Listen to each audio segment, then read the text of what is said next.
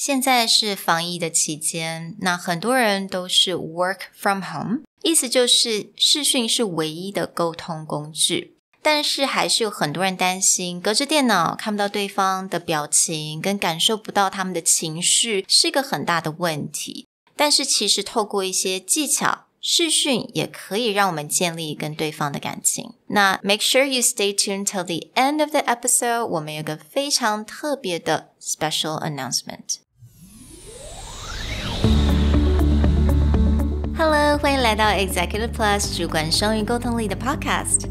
我们希望带给大家最实用的沟通工具，包括了成功人士对全球市场的分享、职场英语的技能、跨文化沟通技巧与其他能帮助您成为出色领导者的工具。Hi, I'm Sherry, founder of Executive Plus. As a language trainer and certified coach, I've trained hundreds of managers from Fortune 500 companies such as Dior, Google, Deloitte, and Yahoo.And I'm Nick, Director of Communication Strategy at Presentality.I've helped startups raise millions of US dollars in funding and train the executives of publicly listed companies to present on the global stage. Welcome to the Executive Plus podcast, where you can take your communication and language skills from good to great. Hey everyone, welcome back to the Executive Plus podcast.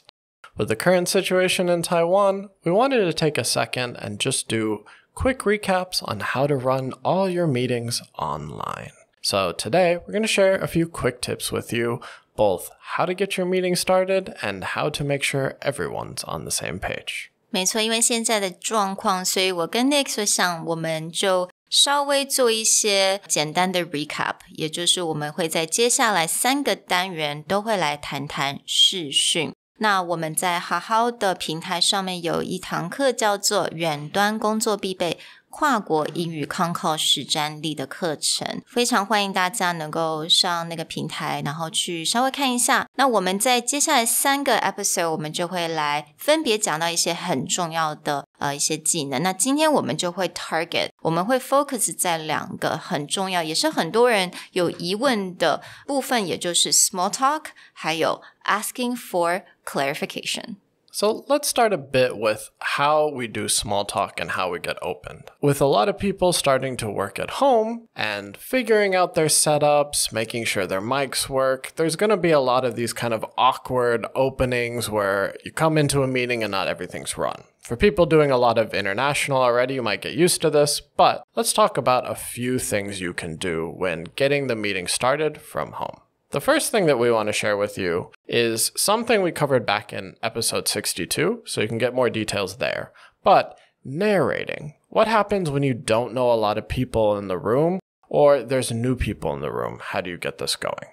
所以我们第一个要来 focus 一下，就是也是在我们第62单元有所提到的，就是呢，我们如何用 narrating 以及叙述的方式来帮助我们在比如说你要跟非常多的人来开会，尤其是这些人都是你不太认识的，你不熟悉的，然后呢一次可能是10个人或者是甚至到20个人，你要跟那么多人来开会，你要怎么样来 run 这个 small talk， 因为你并没有办法讲一个 topic， 然后比如说问大家，然后你就会期待大家来回应。We talked about that in episode 62. So for example, when you're waiting for people to come in, instead of saying, hey, how's everyone? You're definitely not going to get any answer back. So instead of that, you would say, oh, I see that Nick is logging into the room, and I can see that Sarah is logging into the room now. How's it going?Right. So just as people come in, calling out their name, I gave an example that when I recently joined a webinar, when I came in, I had my video on.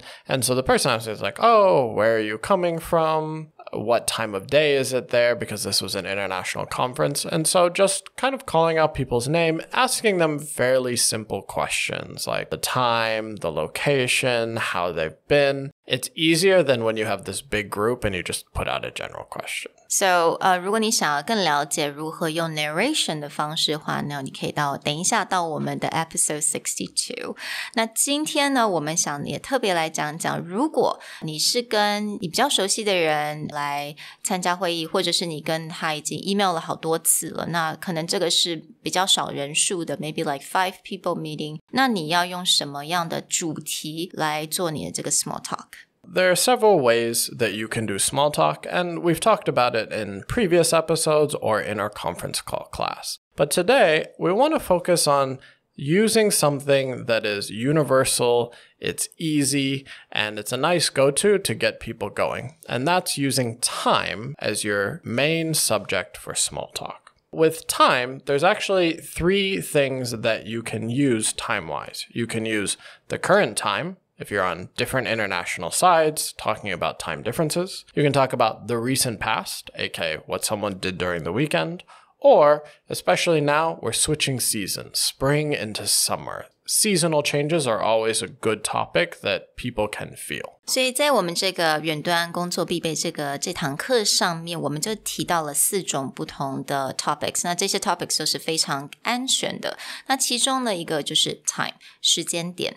那时间点可能我们大家认知的就是比如说早上啊 OK, how's your morning? Did you have your coffee yet? 或者这些 afternoon, evening 我们也可以用就是比如说how was your weekend? 也就是刚刚 Nick 所讲的就是 recent past 那再来就是我们这种季节转换也是一个非常好的一个话题 One quick tip for using time If you're going to ask someone about time or you're going to make a comment on time, to get a conversation rolling, you should actually comment on something that you've done recently. Otherwise, it just feels like you're interrogating someone. So if you're like, Sherry, what'd you do this weekend? Tell us now. If you haven't started that ball rolling, it may feel awkward. So you could say something like, the weather was really beautiful this weekend. I was able to get out into the mountains with my family. How was everyone else's weekend? Did you guys get a chance to go enjoy this great weather? So using this, it's not just me asking a bunch of people questions, but I'm giving a quick anecdote or I'm giving a quick story that allows people to feel like, okay, we can get a conversation rolling out of this. So I think that's a really good idea because people are usually quite reluctant of talking about their own ideas or talking about their weekends right away. So if you give them an example, right? 我觉得好像大家都喜欢有种例句的那种感觉. So kind of like, okay, this is what I did. Spent a weekend at home. I had a really relaxing weekend. What did you do over the weekend? How was your weekend? Or like for the season change side, I remember you were just telling me that you shoved away all your winter clothes and started pulling out the summer clothes in the house. I mean, these are other things that, again, when you have these seasonal changes or weather changes, you can use that quick anecdote, that quick example to get people talking. 所以我觉得当你过了一个礼拜的时候，你知道你下礼拜开始，礼拜一开始就要来重要会议了。那你就会开始，你可以准备一下你，比如说你做什么，周六做什么，稍微想一下，因为很多人其实 you don't really remember what you did over the weekend, but just kind of keep in mind and keep a bit of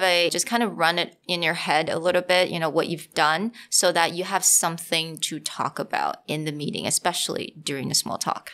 In the future, when you want to do small talk, just remember the 2 tips that we quickly gave you. 1, if you're not familiar with everyone, it's a good way to greet, get to know them, ask simple questions by narrating. As soon as they come in the room, say hi, ask a question.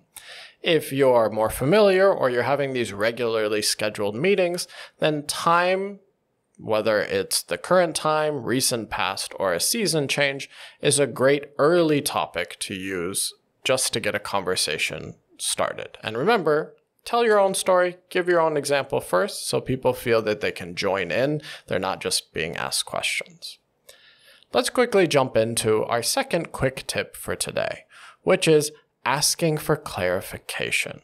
When we're in meetings, especially online, because as great as our internet connection can be, it sometimes is a bit asynchronous, meaning you're not feeling like you're in direct conversation, there may be interruptions, there may be technical issues. So it becomes even more important to stop for a second, ask for clarification, and make sure everyone understands. So asking for clarification, it's definitely, I would say, the most important skill you need to have a smooth conference call. 那我们在做 conference call， 我们跟世界各国的人来开会，网络的问题非常的多，所以当我们碰到任何的状况，不管是网络啊，或者是误会啊，或者是就是 miscommunication， 你都一定要知道该怎么样很专业的来问问题。那问问题这个部分，我们在第72单元其实也有提到，所以如果你想要更多的 information， 你也可以回到我们的单元。那今天我们就来 specifically， 我们专门就来聊一下说 asking for clarification 有一个很特别，就是你可以去了解一下大家是不是 all on the same page。So this idiom is fun because it actually comes from if you think of when you were back in school and the teacher would ask you to open to a certain page in your textbook, make sure that everyone's on the same lesson. Well, this idiom crosses over to on the same page, meaning is everyone understand or is everyone in the same place? So this is just a really easy phrase that you can use to ask for clarification.Exactly. So let me give you guys some of the example sentences. 所以例句来咯，那大家来听清楚哦，那我们来记一下。So you could be this. First one, I just wanted to check if we're all on the same page. Or you can say, I like to take a moment to make sure we're all on the same page. You can also use this to say that everyone does not agree. So you could use a sentence like, our ideas on what makes a successful project are completely different. I don't think we're on the same page. So again, just to clarify, everyone is in the same place. Everyone understands the same thing. Great phrase here. If you want a lot more examples of how to ask for clarification, how to interrupt someone when you need clarification, you can find it in either previous podcast episodes or in our online class. 没错，所以如果想要更了解该如何来问问题，尤其是各种不同状况要怎么样去问问题的方式的话，很邀请大家也可以到我们的课程，也就是远端工作必备跨国英语 con-call 实战力的课程。那我们刚刚在这个单元之前，我们讲说有个 special announcement, so here it comes. 因为想要鼓励大家多多的在家工作，也就是利用视讯，所以呢，我们这边会推出一些非常 limited number 的 coupon codes， 能够给大家在这个课程有个优惠。如果大家想要拿到我们的 coupon codes 的话，请到我们的主管英文 Executive Plus 的 Facebook， 你会看到我们有最新的一个 po 文，那上面就会有活动的方式。So make sure you go to our Facebook for more information. We hope this quick recap of how to get your conference call started and how to make sure everyone's on the same page is useful. And as we go through the week, we're going to continue covering all of these online meeting tips. 所以不要忘记我们接下来的2个单元还是我们有关视讯的 tips and tricks. So make sure you keep listening to our podcast. We'll talk to you guys next time. Bye. Bye.